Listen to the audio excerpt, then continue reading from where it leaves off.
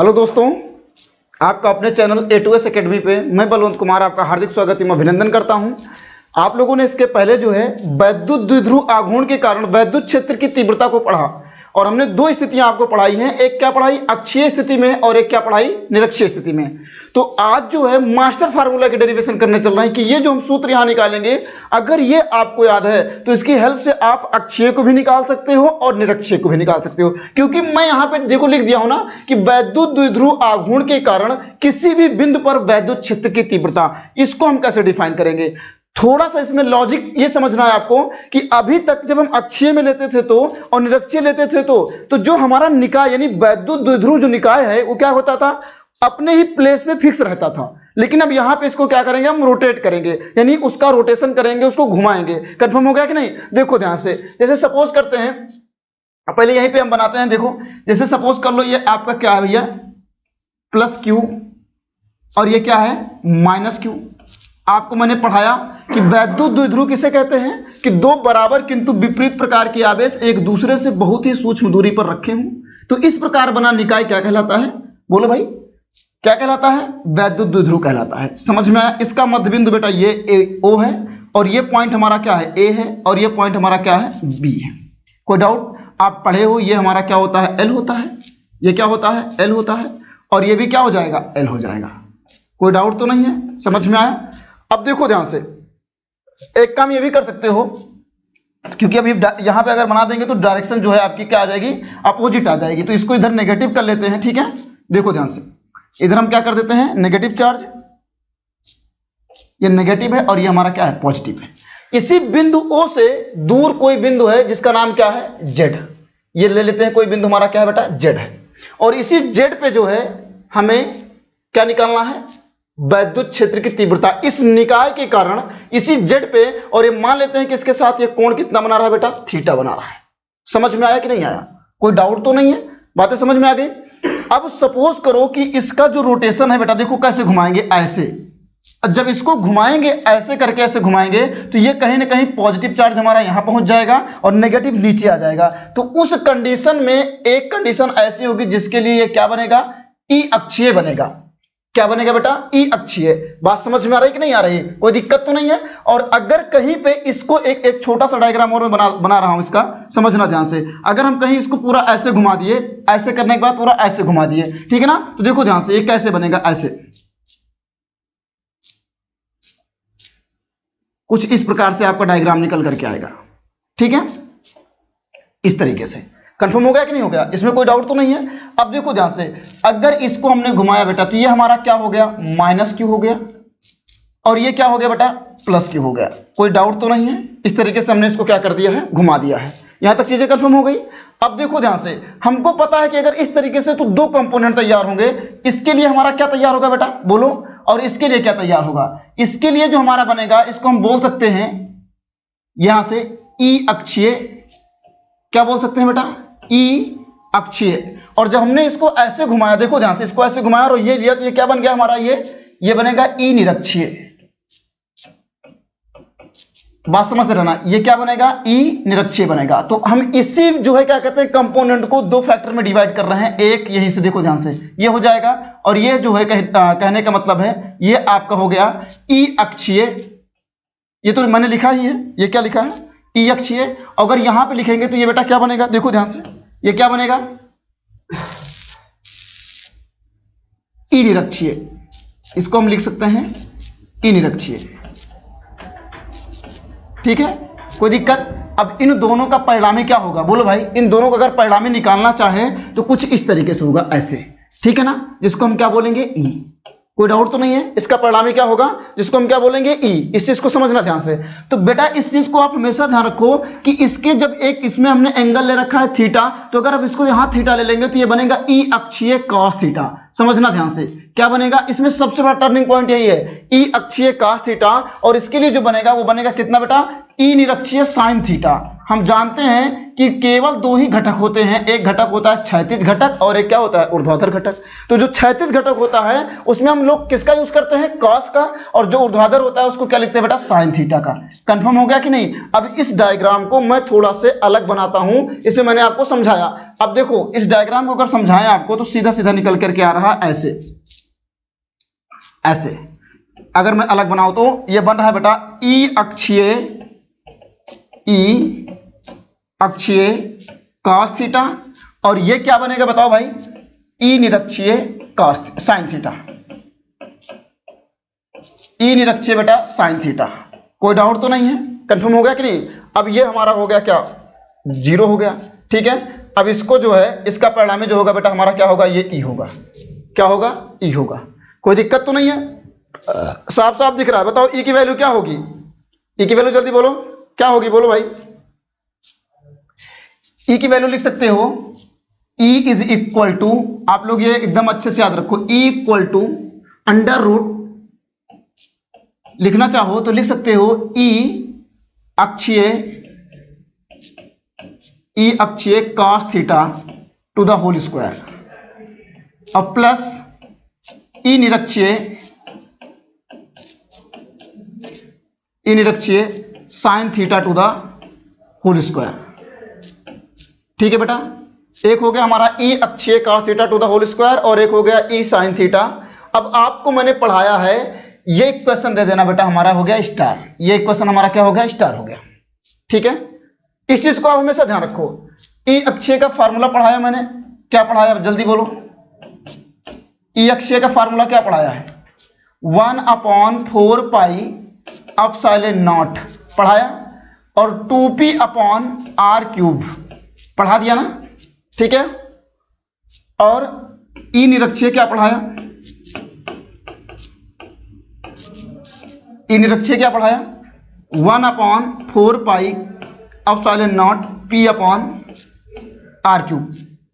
अब लिख सकते हो समीकरण स्टार से, क्या लिख सकते हो, समीकरण स्टार से,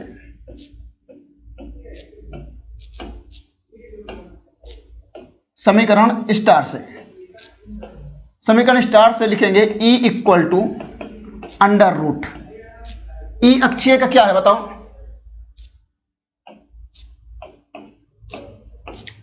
1/4 पाई एप्सिलॉन नॉट, और लिख सकते हैं 2p/r³ into cos theta to the whole square लिख सकते हैं, और plus 1/4 pi epsilon naught p/r³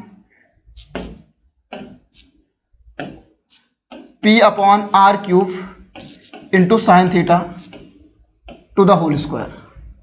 कोई दिक्कत तो नहीं है, समझ में आ गया।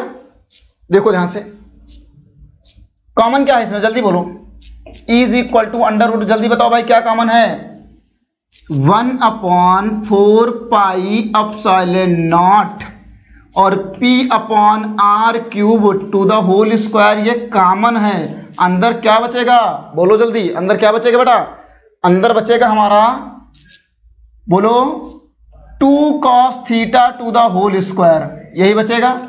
और यहां क्या बचेगा, साइन स्क्वायर थीटा, क्या बचेगा, साइन स्क्वायर थीटा।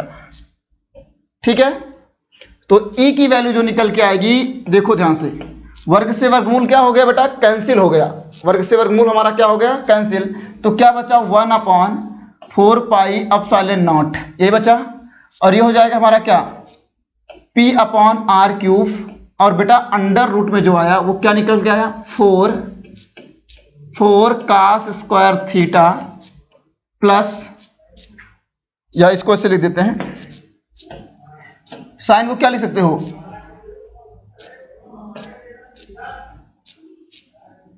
यहां से लिख सकते हो 1 - cos स्क्वायर थीटा। ठीक है, तो यहां से E is equal to 1/4 pi epsilon naught p/r³ और अंडर रूट, नीचे क्या हो जाएगा, 4 cos स्क्वायर थीटा है तो यहां बचेगा 3 cos स्क्वायर थीटा प्लस 1, यही तो बचेगा। 3 cos स्क्वायर थीटा प्लस 1। बात समझ में आई कि नहीं आई? कोई डाउट तो नहीं है? यहाँ तक कहानी समझ में आ गई ना? तो फार्मूला बेटा हम लोग को मिल गया E equal to 1/4 pi epsilon not P by R cube और under root 3 cos square theta plus 1। ठीक है भाई, ये फार्मूला आपकी स्क्रीन पे आ गया। बोलो भाई, आया कि नहीं आया? कोई दिक्कत तो नहीं है? इस फार्मूले को आप लोग याद रखना, इसी को बोलते हैं मास्टर फार्मूला। क्या बोलते हैं? Master formula. इस चीज को हमेशा ध्यान रखो। समझ में आया कि नहीं आया? अगर ये याद है तो देखो, अब यहीं पे हम लिख रहे हैं एक चीज, बहुत अच्छी चीज है आप लोगों के लिए। ऐसे लिख दे रहे हैं विशेष स्थितियां। क्या लिख रहा हूं मैं? विशेष स्थितियां। ठीक है, सुनो ध्यान से, विशेष स्थितियां। ठीक है, और विशेष स्थितियों में आप लोग ध्यान दो ऐसे,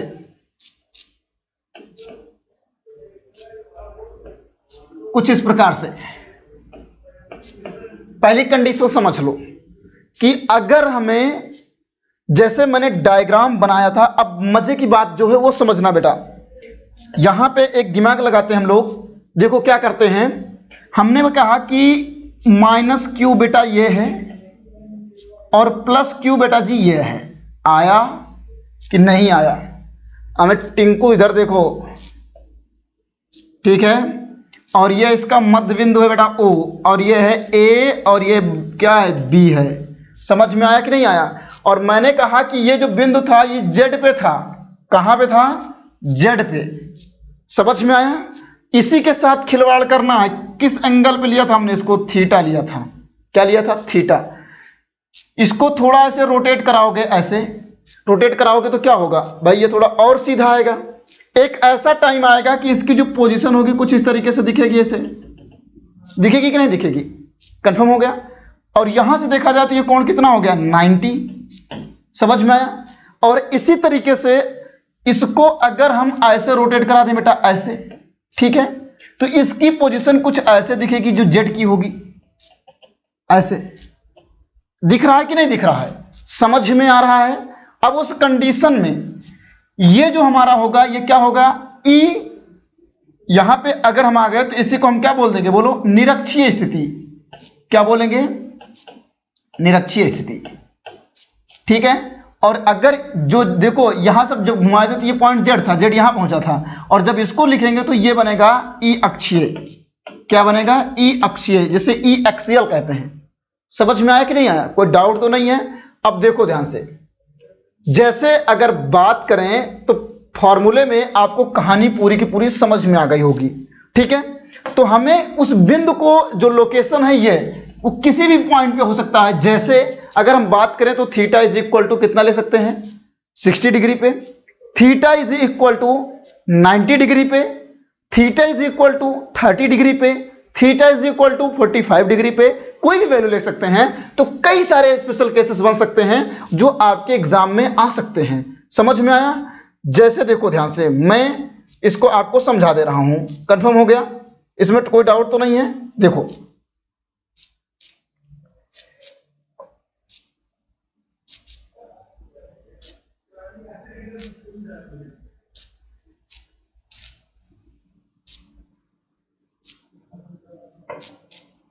ठीक है, कोई डाउट तो नहीं है? देखो, पहली कंडीशन तो हमने यहां पे ले रखी है। ठीक है, दिख रहा होगा। कह सकते हैं इफ, या कह सकते हो यदि। यदि थीटा बराबर 0 डिग्री, और इस कंडीशन को ही बोलते हैं अक्षीय स्थिति में।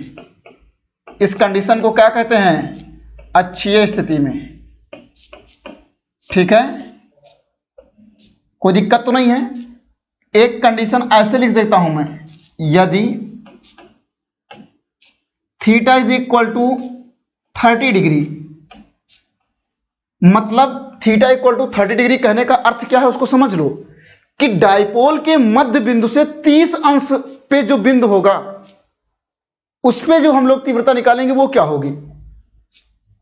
अगला कंडीशन, यदि theta is equal to 45 degree ले लेते हैं, ठीक है, और theta is equal to 60 degree नहीं करेंगे, थीटा इज इक्वल टू ले देते हैं 90 डिग्री, और आप चाहना आप लोग 60 डिग्री पर निकालना, तो जब 0 डिग्री रखेंगे फार्मूले में बेटा, तो देखो E इज इक्वल टू जो फार्मूला निकलेगा वो क्या निकलेगा, वो निकल के आ रहा है E is equal to 1/4 pi epsilon not P by R cube और under root 3 cos square 0 degree plus 1, ठीक है। तो E equal to 1/4 pi epsilon not P by R cube under root 3 cos square 0 degree की value 1 और plus 1 हो जाएगा। तो E equal to 1/4 pi epsilon not P upon R cube और under root 3 एकम 3 और 3 एक 4। सबको समझ में आया कि नहीं आया? ठीक है, 4 का वर्गमूल जानते हो 2। E equal to 1/4 pi epsilon naught, 2 बाहर आया 2P अपॉन आर क्यूब। समझ में आ गया कि नहीं आ गया? कितना होगा? E is equal to 2P upon R cube. बेटा ये कंडीशन तो कंफर्म। अब इसमें रखते हैं E इक्वल टू 1 अपॉन, चलो इसको थोड़ा से इंटरचेंज कर लेते हैं ऐसे ही, ठीक है। देखो ध्यान से, E is equal to 1/4 pi epsilon naught और P upon R cube under root 3 cos square, क्या रखेंगे बेटा 30 डिग्री और प्लस 1। कोई दिक्कत तो नहीं है, ऐसे लिख देते हैं। तो E इक्वल टू कितने लड़कों को 1/4 pi epsilon not P upon R cube, ठीक है। बताओ चंदू, cos 30 की वैल्यू कितना होगी? बताओ जल्दी, cos 30 वैल्यू कितना? बोलो, √3/2 होती है ना, यही तो होती है, प्लस 1, ठीक है। तो यहाँ लिख सकते हो E equal to 1/4 pi epsilon naught और P upon R cube under root कितना बनेगा 3 × 3/2 दूना 4 और प्लस 1 हो जाएगा। तो क्या निकला? E is equal to 1/4 pi epsilon not P by R cube और अंडर रूट 3 त्रिका 9/4 प्लस 1 नीचे 1। कोई दिक्कत तो नहीं है, घबराना नहीं।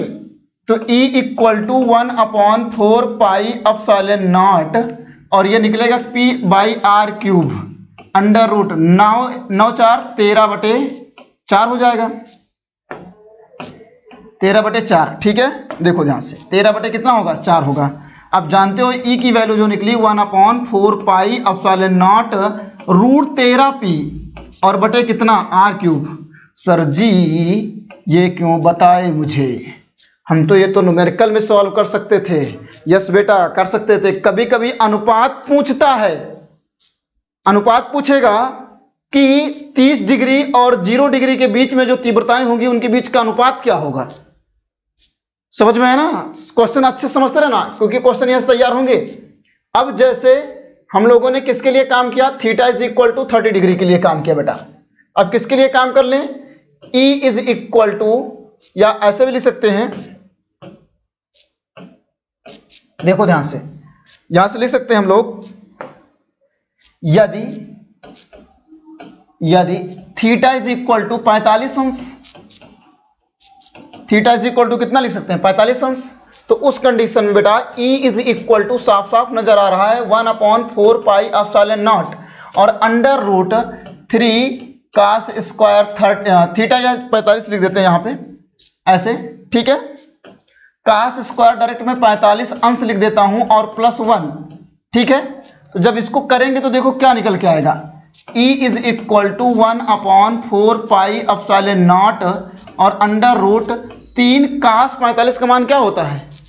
जल्दी बोलो, cos 45 का मान 1/√2, पढ़ लो भैया, प्लस 1, ठीक है। E equal to 1/4 pi epsilon naught under root 3 × 1/2 plus 1। तो E equal to 1/4 pi epsilon naught under root, क्या लिखेंगे बोलो? 3 + 2/2 लिख सकते हैं कि नहीं?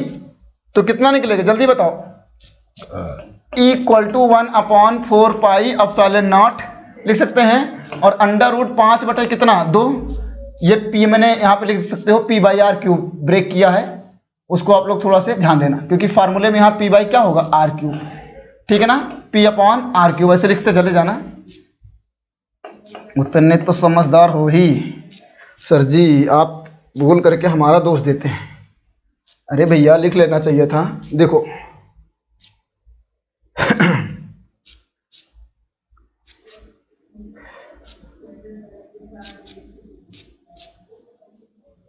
तो P बाई बेटा होगा आर क्यूब, और यहाँ भी होगा P बाई आर क्यूब, तो ये निकलेगा E equal to 1/4 pi epsilon naught root 5P बटे कितना 2R क्यूब। समझ में आया, कोई दिक्कत तो नहीं है। अगला देखो ध्यान से, अगली कंडीशन क्या है उसको देखो। अब थीटा की वैल्यू कितना ले लो जल्दी बोलो। थीटा की वैल्यू अगर हम लोग क्या ले लें 90 डिग्री, यदि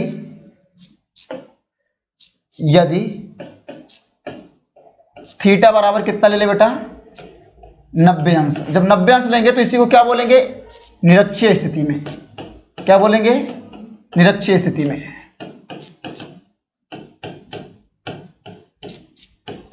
निरक्षीय स्थिति में तो E equal to 1/4 pi epsilon naught, ठीक है, और ये निकलेगा P by R cube under root 3 cos square 90 अंश और प्लस 1 कास 90 की वैल्यू जानते हो, बूढ़े हो गए पढ़ते पढ़ते, कितना होता है E equal to 1/4 pi epsilon not P by R cube और अंडर रूट, ये तो टोटल जीरो बेटा, 0 + 1 और रूट 1 E की वैल्यू कितना निकली जल्दी बोलो। E is equal to 1/4 pi epsilon naught और P बाई कितना होगा आर क्यूब। अब आपको ये बातें समझ में आ गई होंगी, कोई दिक्कत तो नहीं है। तो हम लोगों ने बेटा 3 फार्मूले अच्छे से पढ़े, एक पढ़ा ई अक्षीय, एक पढ़ा ई निरक्षीय और एक पढ़ा क्या किसी भी बिंदु पे। तो जो किसी भी बिंदु पे है उस फार्मूले को आप लोग बेटा थोड़ा से ध्यान रखेंगे। कंफर्म हो गया।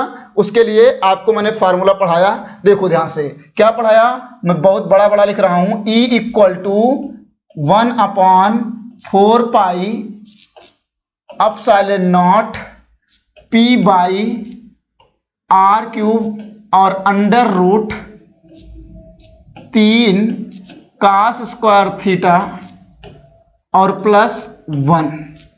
ठीक है कि नहीं ठीक है बताओ मुझे। कुछ इस तरीके से एक समरी समझ लो। एक समरी है कि अगर हम थीटा 0 रखेंगे तो हमको क्या मिलेगा, ई अक्षीय मिलेगा। अगर हम थीटा 90 रखेंगे तो ई निरक्षीय मिलेगा। और जितने भी डिग्री पे अगर हमको निकालना हो उस पे हम इसको फाइंड कर सकते हैं कि नहीं कर सकते हैं। बात समझ में आ गई कि नहीं आ गई, कोई दिक्कत या कोई कंफ्यूजन तो नहीं है, सारी बातें आपका क्लियर हो गई कि नहीं हो गई। ठीक है,